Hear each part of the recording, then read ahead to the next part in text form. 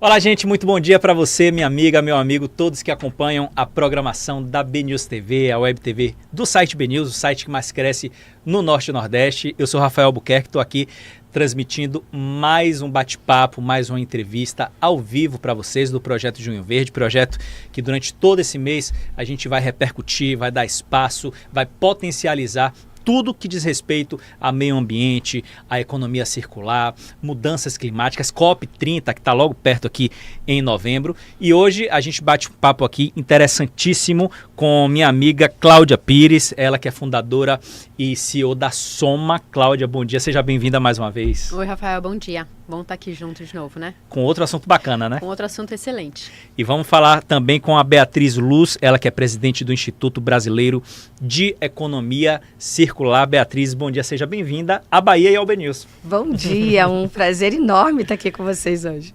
Bacana. Você pode participar também, mandar sua pergunta no chat do YouTube. Quem já está no YouTube, se inscreve, ativa o sino de notificação, dá o joia, o like legal, seja lá como você chame. Aquele joinha é bacana porque o YouTube entende que vocês estão gostando da entrevista e disponibiliza para o maior número de pessoas possível. Mas, sem mais delongas, vamos começar o nosso bate-papo aqui. O assunto é economia circular e eu já sei que tem uma interrogaçãozinha na cabeça de muita gente aí sobre o que é economia circular. E eu queria também que fizesse o contraponto da economia linear, que é a economia que a gente, no geral, pratica hoje e que eu acho que todos os caminhos levam a essa migração para a economia circular. E a Beatriz vai tentar desmistificar um pouquinho isso para a gente. Pois é, Danilo, então, a gente está aqui... Rafael. Danilo tá ali. São novas pessoas aqui que eu estou conhecendo. Não, mas é isso, eu acho que a economia circular traz uma nova experiência de consumo. Sim. Né? A gente está acostumado a escolher um produto, comprar, usar e jogar fora. Então, eu costumo dizer que a gente não tinha consciência do problema. Então, a gente gerava o lixo sem saber que era algo da nossa tomada de decisão. Então, a economia circular, ela traz esse olhar para produzir e consumir de outras formas. Então, você produzir algo que vai ter mais durabilidade, que pode ser consertado, que pode ser reparado, e você ter um olhar mais cuidadoso para a escolha dos seus produtos. Agora, Cláudia, tem duas questões que são fundamentais nisso que a Beatriz falou, que é a importância da indústria ter consciência disso, porque quando a indústria produz produtos que não são feitos para durar, isso é um problema.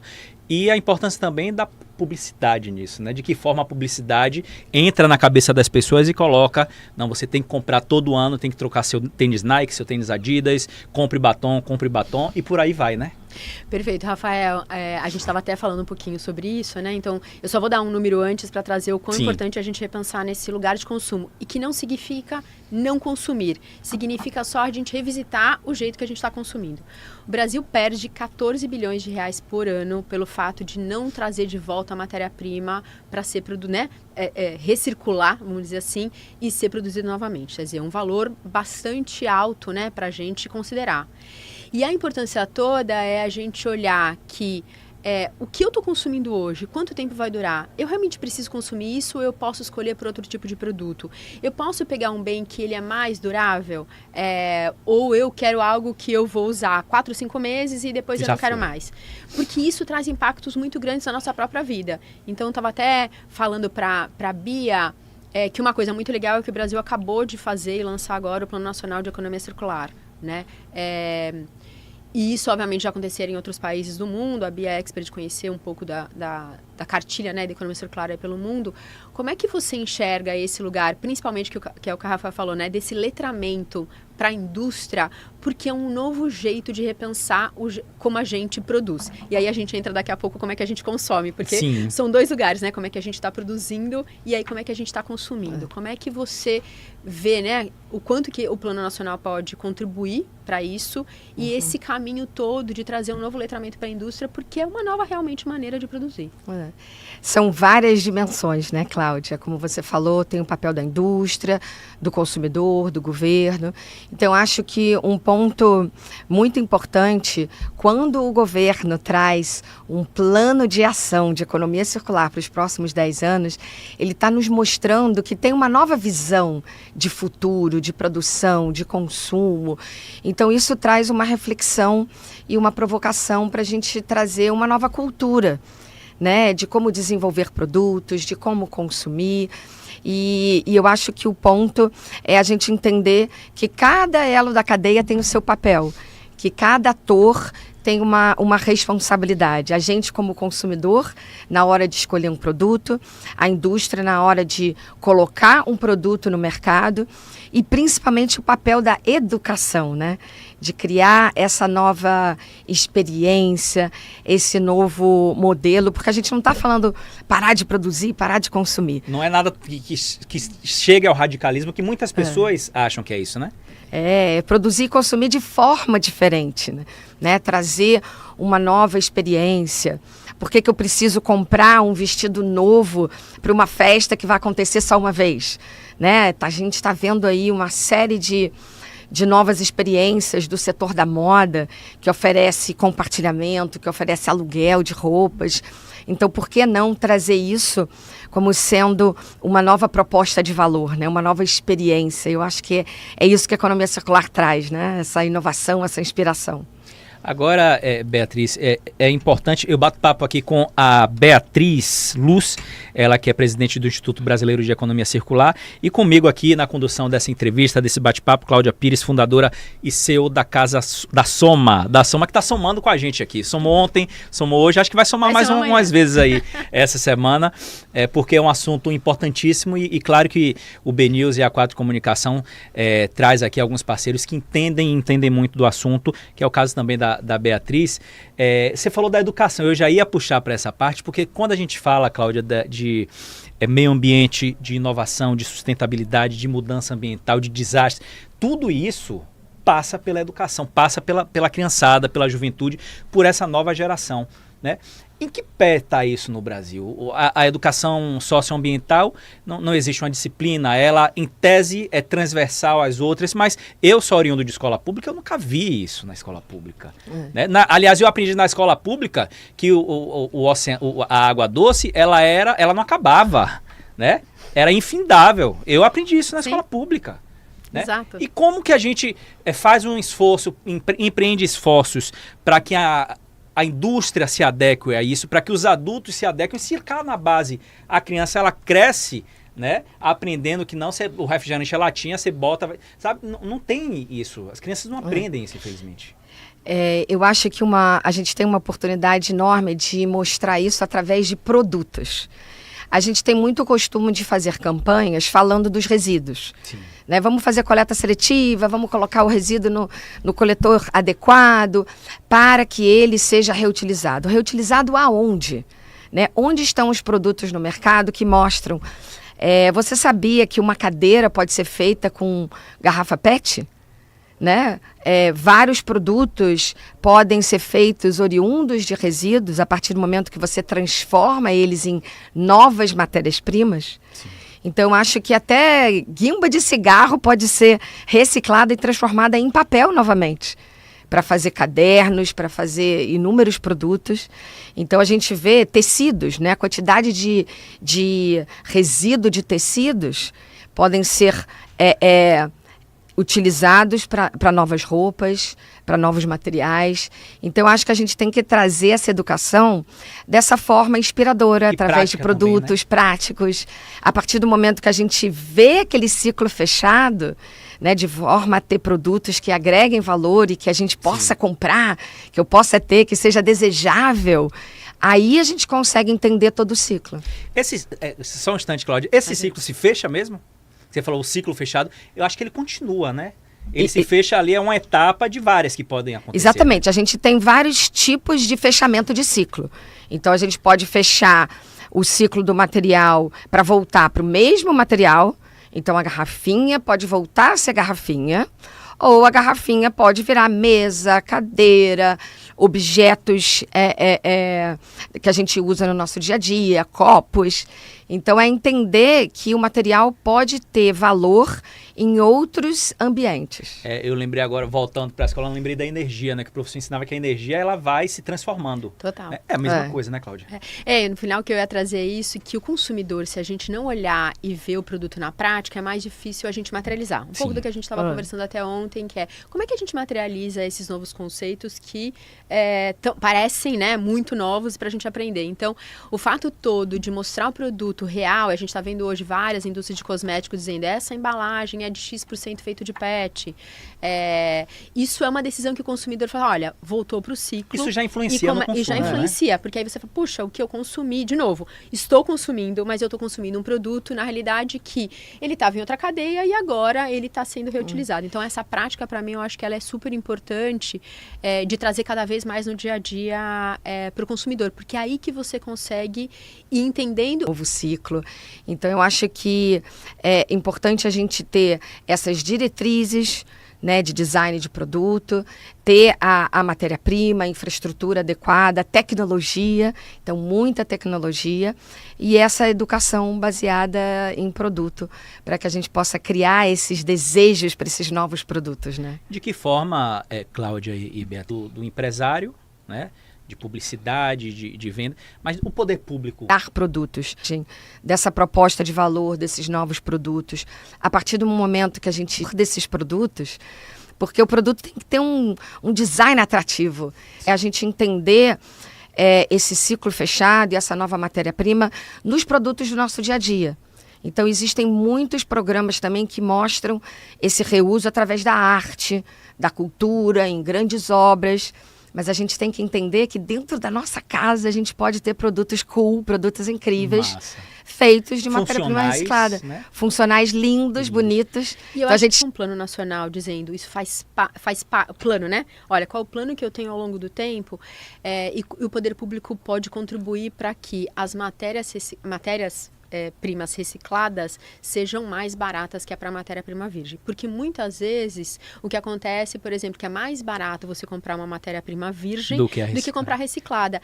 E aí o que está acontecendo? Você está dando incentivo para continuar a economia linear. Então, para mim, o poder público, nesse sentido, consegue, olha, deixa eu te mandar uma mensagem que você... Até porque já foi tributado uma vez. Por que bitributar? Algo, inclusive, que vai fazer um bem para o meio ambiente. Porque, no final, se esse material acaba no aterro, quem paga essa conta é o poder público. Então, se a gente não revisita essa circularidade, que é tributa, e no final, no fim da cadeia, se não voltar para nenhuma nova circularidade, ele vai acabar trouxer esses incentivos e a conta pública vai ser maior ainda. Exatamente. E é esse repensar de cabeça que eu acho que a gente precisa começar a construir. Então, trazer até o papel da imprensa, trazer um tema desse, falar para todo mundo de uma maneira mais simples, né? Um pouco, vai ajudando a gente também conseguir entender e dar uma cobrada um pouco, né? Quando você fala dessa questão do poder público, da bitributação, né, de incentivos e tal, e aí me remete à importância das pessoas saberem votar. Né? Você vota no candidato a vereador que tem uma pauta bacana na área de sustentabilidade, de preocupação socioambiental com o meio ambiente, porque também não adianta. Você coloca lá o pessoal, a bancada toda do agro no Congresso e esperar que dali vá surgir, né, propostas ou leis ou projetos de lei que sejam interessantes para o meio ambiente. Não vai. Não vai. É importante. Aqui em Salvador a gente tem um vereador, André Fraga, né, que é um cara atuante, gosto muito, e que independentemente de posicionamento político partidário, é um cara que está atuando nesse sentido muito forte. E está com uma pauta verdadeira, né? Porque ele acaba trazendo várias alternativas de repensar, quer dizer, anda mais de bicicleta, exatamente, a importância toda de você efetivamente plantar uma árvore, por que você consome da economia local e não, né, trazer produtos que venham, produtos que são da estação. Então, tem várias pequenas maneiras que, de novo, né, como a Bia falou, acho que tem vários atores nisso.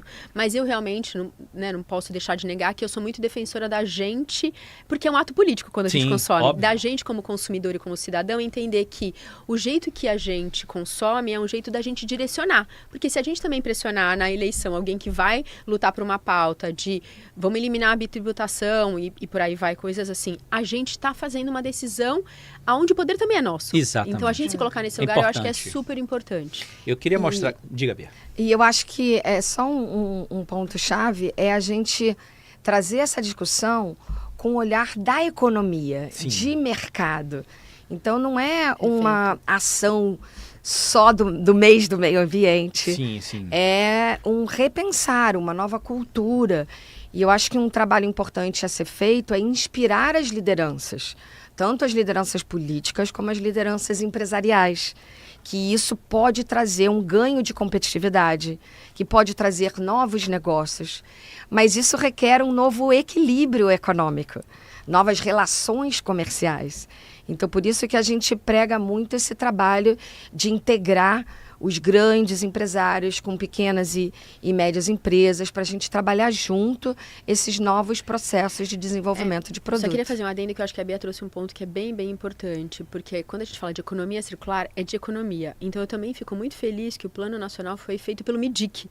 Sim, em parceria com o MMA, mas foi feito pelo MIDIC, que é o Ministério da Indústria e do Comércio, porque precisamos entender que essa é uma pauta econômica, não só uma pauta ambiental. E desmistificar aquela coisa de que quando você está preocupado com o meio ambiente, você está pouco se lixando para a economia. Exato, né? Rafael. Tem que desmistificar isso, porque as coisas estão intrinsecamente ligadas. Perfeito. Né?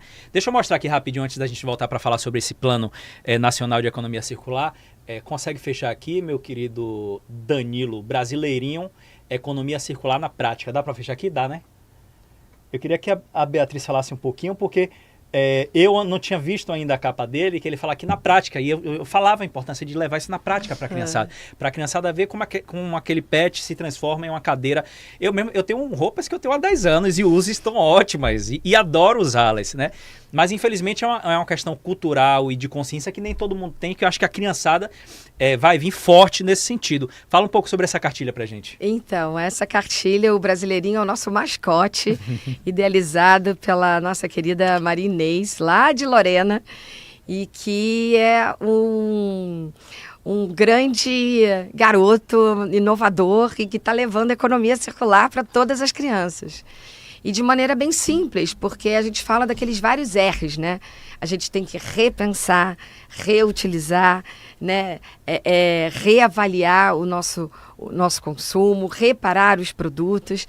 Então, dessa forma, a gente mostra para as crianças que pode ser que pode ser divertido, que pode ser uma nova cultura, como a Cláudia falou. Eu não preciso ter um produto novo para me destacar, né? Talvez, se eu trouxer algo que tem uma história, uma roupa que tem uma história, né? Um produto que tem uma história, pode ser ainda mais legal. Nossa. Eu mostrar na escola, né? Algo que vem da minha mãe, que vem da minha avó, né? Que era durável. Hoje em dia a gente compra algo que quebra e a gente perde aquela relação. Então, eu acho que é isso, é a gente entender que tem novas formas, né, da gente transformar um produto num serviço, o consumidor, seu usuário. Então, por que não pegar a bicicleta compartilhada, pegar uma ferramenta com um vizinho, né? Então, eu acho que é essa brincadeira, é isso que o Gibizinho tenta trazer aí para as crianças nas escolas. Que massa, maravilha, e que bom que vai nesse sentido, né, da educação socioambiental. Tá aqui, Brasileirinho, economia circular na prática. Amanhã vou estar com as crianças lá na atividade no shopping. Lá no shopping lembrar. Ó, Cláudia me lembrando aí da ação social do BNews, junto com a Soma. E Ania, um beijo para você que esteve com a gente lá no passado. À tarde, né, a criançada vai chegar lá. Amanhã é o dia da turma do Instituto Beneficente Conceição Macedo, que é uma instituição aqui comandada por Padre Alfredo, que é um parceiraço nosso, que cuida de crianças com HIV/AIDS. Ou as crianças ou os familiares que convivem, e eles dão todo o apoio. Crianças que vêm do interior, famílias que vêm do interior, ficam alojadas, tem alimentação, tem tratamento médico, e tem também a parte educacional. Então eles cuidam mesmo dessas crianças, e todas as vezes a gente faz questão de levar essa turma para lá.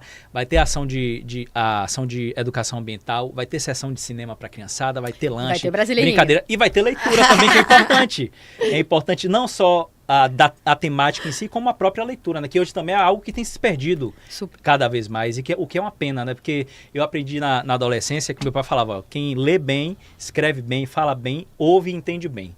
Perfeito. Esse é o problema de hoje. A turma só quer 30 segundos de TikTok e já foi. E o dedinho. E o dedinho, né? E eu acho que, Rafael, você trouxe algo que a gente fala muito, que é a questão do tempo. Tudo toma tempo, né? A gente está vivendo numa sociedade tão agitada, loucura, né? tão loucura. Você lê uma matéria e acha que você já virou expert, né?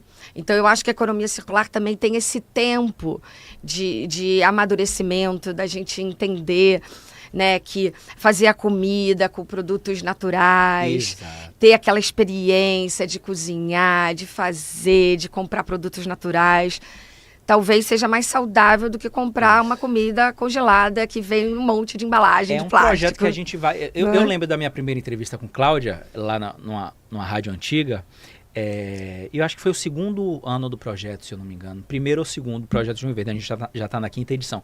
E de lá para cá, mas eu aprendi... Eu lembro que ela me elogiou bastante nessa entrevista. Muito. Mas assim, eu aprendi tanto de lá para cá, porque eu venho coordenando esse projeto ao longo dos anos. E tipo, hoje, meu óleo de cozinha, eu já junto, levo no shopping da Bahia, porque eles têm um serviço que troca por sabão biodegradável. Né? Uhum. Então já é algo. Eu já tenho um aplicativo da Soma.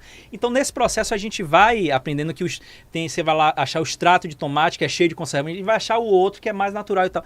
Então você passa a ter uma visão mais cuidadosa consigo, com o meio ambiente e com o outro. Porque quando você se preocupa com o meio ambiente, a gente está preocupado com todo mundo. Total. E eu acho que assim, de novo, tem vários desafios para implementar a economia circular, é um convite da gente repensar. Mas eu também, né, eu sou uma eterna esperançosa, eu também acho que a gente está num momento muito importante e bacana de fazer isso. Sim. Assim como vocês falaram, a gente começou a se desconectar de algumas coisas. E, obviamente, essa geração Z está dizendo, gente, a gente se desconectou demais de muita coisa e está tentando recuperar.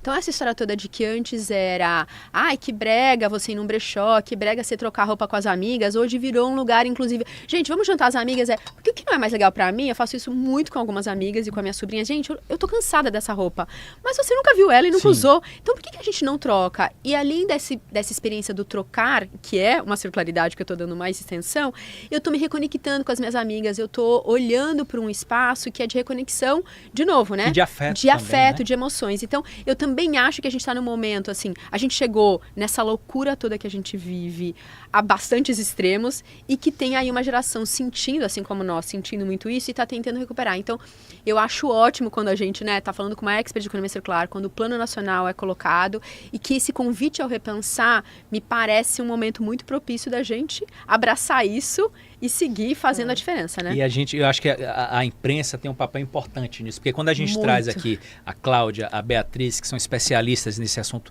para esse debate, o BNews é um site extremamente popular, né, aqui no estado da Bahia. A gente está levando isso, está furando uma bolha, né, e está levando isso para pessoas que jamais tiveram acesso a essa informação, que não sabem o que é economia circular. Né? Então, é importante a gente trazer isso de uma forma bem explicadinha. Mas vamos falar sobre esse plano. O que é que muda a partir da concepção desse plano? Vamos saber sobre a execução, porque também não adianta a gente ter um plano, uma lei, um projeto que não sai do papel. Né? Como é que está essa situação? Bom, o primeiro passo é ter essa visão consolidada, integrada, como a Cláudia falou. Foi uma construção coletiva do Ministério da Indústria e Comércio, com o Ministério do Meio Ambiente. Teve uma consulta pública que atingiu quase 1.600 comentários, então eu acho que a gente conseguiu também atrair vários atores para contribuir. E o plano traz essa nova direção. Sim. Né? Então, tem vários objetivos, incluindo a parte de criar metas e diretrizes para as indústrias. Tem uma dimensão de educação, de criar esses novos hábitos, comportamentos, valores. Ele determina algo ou é só orientativo? É orientativo, mas é o primeiro passo para a gente desenhar políticas mais direcionadoras para vários setores. Sim. E se a gente, desculpa te cortar, Bia, porque se a gente olhar também da Política Nacional de Resíduos Sólidos, quando ela começou, ela também era mais orientativa. E hoje, na realidade, é determinante. X% você precisa reciclar, X% você precisa ter de conteúdo reciclado. Então, também acho que talvez o plano vá um pouco nessa direção ao longo do tempo, né? Porque primeiro você traz ele até a hora que você vai realmente, né, fazendo ele ser... Com certeza. E eu acho que tem que ter metas. Né? Tem que ter novos caminhos. Sim. Mas não adianta também a gente estabelecer metas sem saber qual as ferramentas, qual a infraestrutura, qual os equipamentos que a gente tem para atingir aquela meta, senão a meta fica solta. Né? A gente vê aí, inclusive, muitas empresas colocando metas de sustentabilidade e agora retraindo porque não conseguiu chegar lá. Então, acho que um ponto-chave do plano é a demonstração de que é um trabalho coletivo. Então, o governo vai trazer essas diretrizes, vai trazer políticas, sim, mas a indústria tem que se adaptar, o consumidor tem que ser educado e também começar a demandar esses novos produtos. E tem uma parte também de criação de instrumentos financeiros adequados e o olhar para as cidades, que tem tudo a ver com onde tudo acontece, né? Eu ia falar sobre isso, Bia e Cláudia, porque a gente tem um plano nacional, mas de que forma se estabelece essa cadeia para que chegue nos estados, cidades e bairros? Né? Porque se perde no meio do caminho se não tiver uma estrutura muito bem montada e muito bem dividida. Né? Como é que deve funcionar isso? Isso eu acho que vai cair muito mais sobre até as próprias indústrias, e eu diria que os vereadores, né, como você falou, são papéis fundamentais para a gente conseguir colocar isso na cidade, que é onde isso acontece. Né? Então, eu tenho feito, né, um paralelo muito grande com a política nacional, que ela estabeleceu uma questão toda federal, então ela é nacional, só que cada um dos municípios começou a olhar para isso e trazer as suas próprias metas para fazer a localização. Entendi. O caso de Salvador, que é o que a gente conversou ontem, que é sim uma cidade que entendeu que ela tinha que construir o ecossistema para conseguir fazer a diferença acontecer.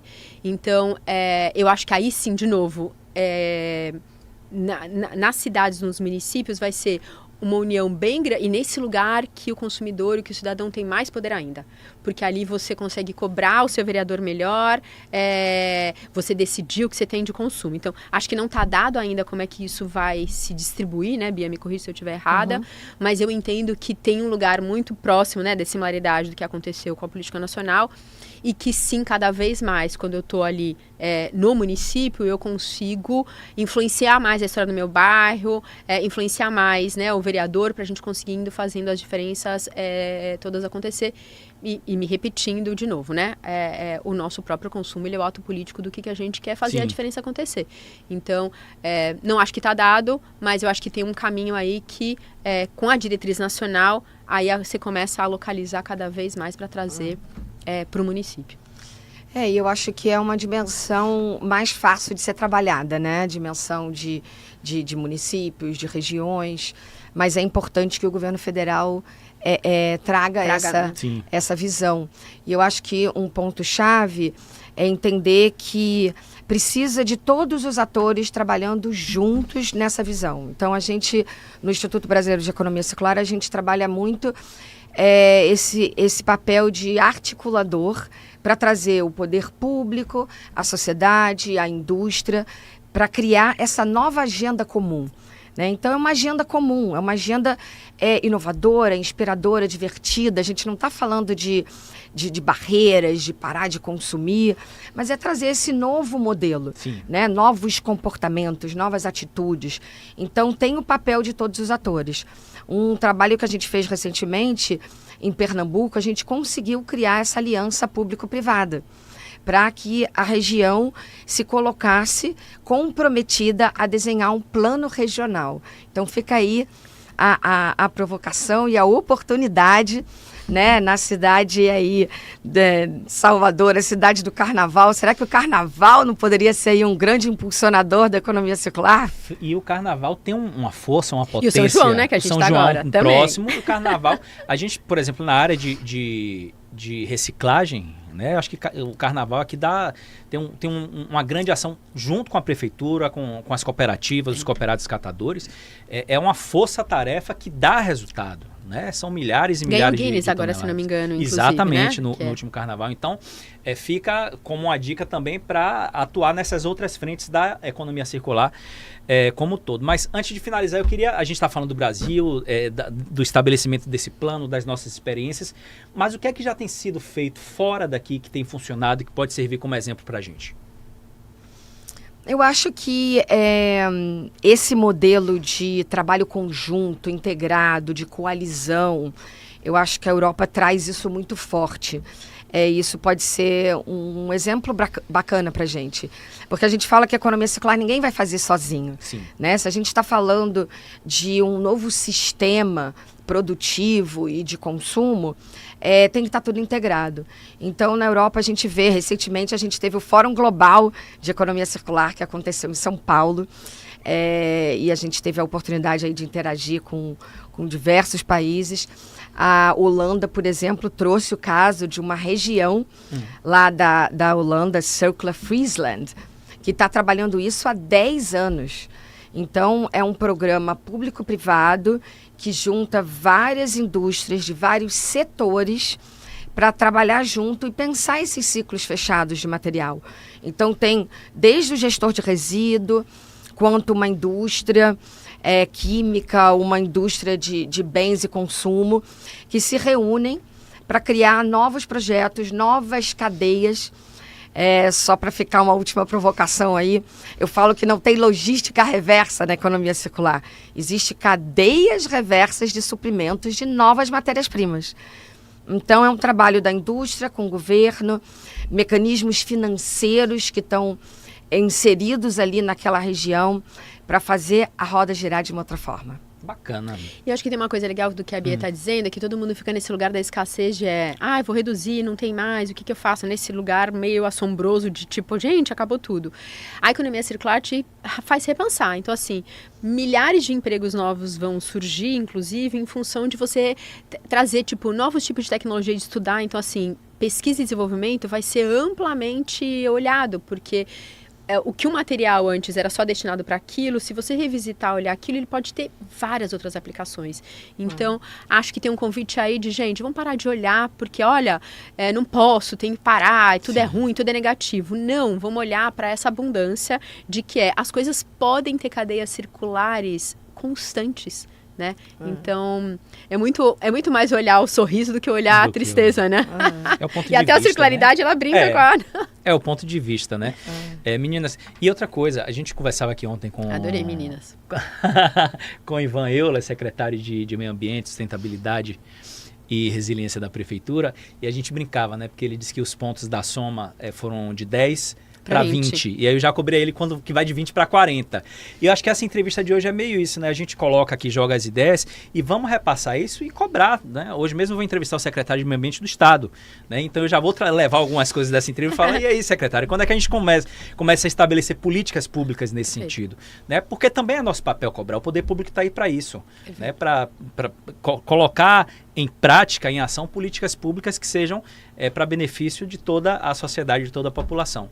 Então, obrigado a vocês, viu? A gente que agradece super, né? E espero que a gente tenha conseguido trazer um pouquinho e ter picado, né, quem está ouvindo a gente sobre esse conceito da economia circular. Eu queria que vocês deixassem uma mensagem antes da gente finalizar, fechando, né, essa entrevista, falando da importância desse assunto. Uau, né? A mensagem no final, acho que a mensagem foi um pouco do que eu falei antes, que gente, não é sobre ter medo e ficar aterrorizado, olha, tudo está muito difícil, as coisas estão complicadas.